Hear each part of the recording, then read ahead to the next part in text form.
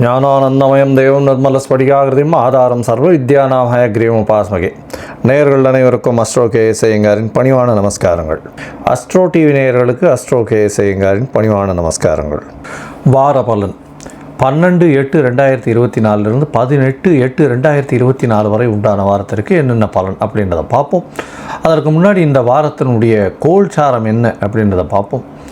அதற்கு பிறகு இந்த வாரத்தில் வரும் விசேஷ நாட்கள், இந்த வாரத்தில் எந்தெந்த ராசிக்காரர்களுக்கு சந்திராஷ்டிரமம் இருக்குது, இந்த 3 விஷயத்தையும் பார்க்கலாம். முதல்ல இந்த வாரத்தினுடைய கோல்சாரம் என்ன அப்படின்னு பார்க்கும்போது, காலபுருஷ தத்துவத்தின் 2வது ராசியான ரிஷப ராசியில் செவ்வாயும் குருவும் இருக்கா. புதன் சூரியன் கடகத்திலையும், சுக்கிரன் சிம்மத்திலையும், கேது கன்னியிலையும், கும்பத்தில் சனி வக்கரத்தோட, மீனத்தில் ராகு. இந்த வாரம் மாற்றங்கள் என்னென்ன அப்படின்னு பார்க்கும்போது, சூரியன் 17ஆம் தேதி காலை ஒரு 6:15 மணிக்கு கடகத்திலிருந்து சிம்மத்துக்கு போகிறார். அதாவது ஆவணி மாதம் பிறகுறது. இந்த வாரத்தினுடைய ஒரு பெரிய மாற்றம் மாத கிரகமான சூரியன் மாறுறது.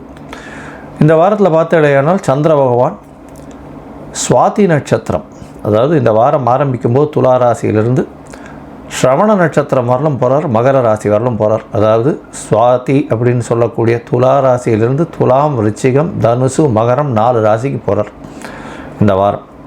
இந்த வாரத்தில் வரக்கூடிய விசேஷ நாட்கள்னு பார்த்தேன்னா 12ஆம் தேதி அன்றைக்கே திரிதினஸ்பிரிகு அப்படின்னு போட்டிருக்கோம். அப்படின்னா ஒரு நட்சத்திரமோ ஒரு திதியோ, அதாவது 3 நாட்கள் அது வறுமையானால் அது திரிதினஸ்பிரிகு அப்படின்னு சொல்லக்கூடியது.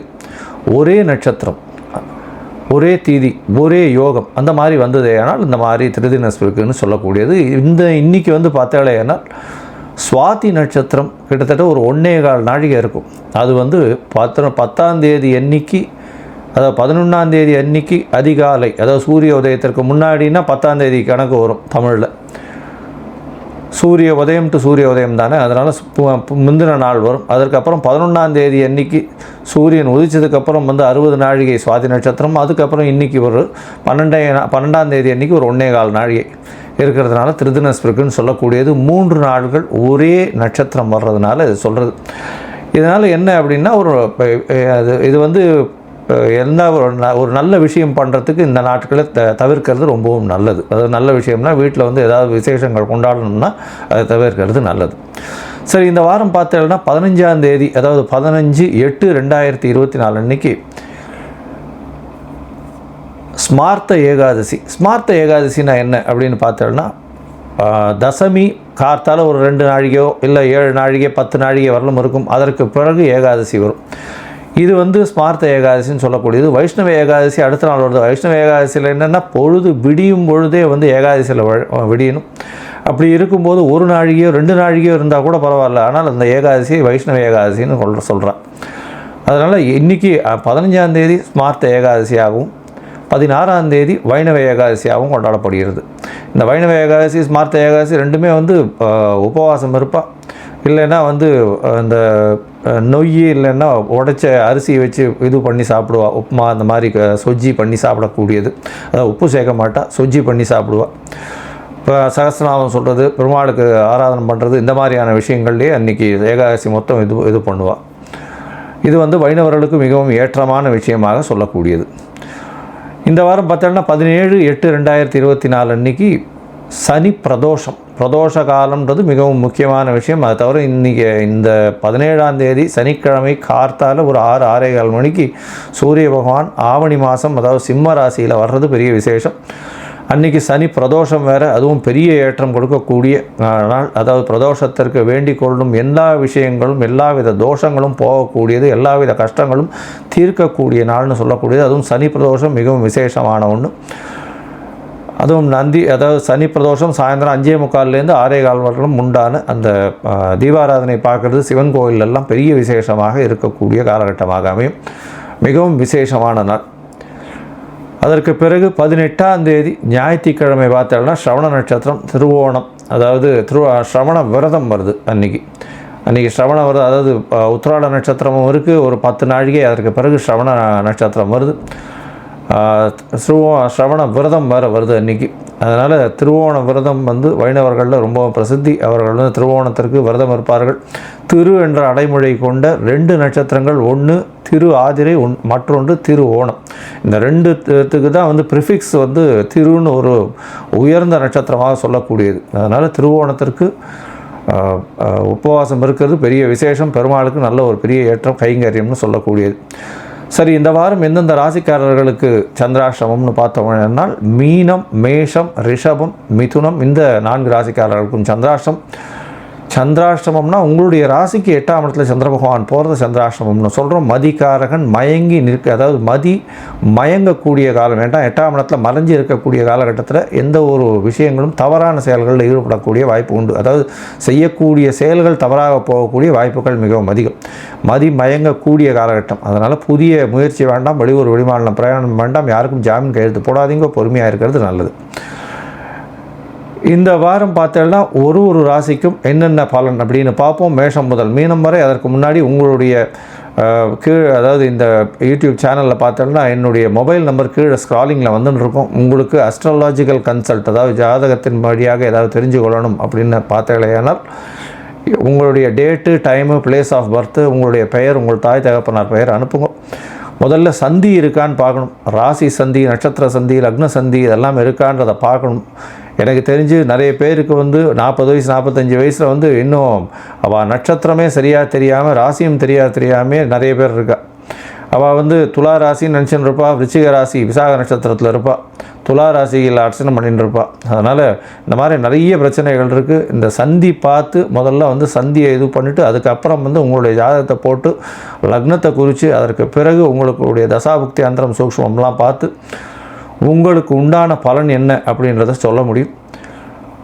எளிய பரிகாரங்களையும் சொல்கிறேன், அதற்கு உண்டான கட்டணம் என்னன்றதும் சொல்கிறேன். அதை நீங்கள் போட்டுவிட்டு அதுக்கு உண்டான யூடிஆர் நம்பரும் நீங்கள் ஷேர் பண்ணுங்க.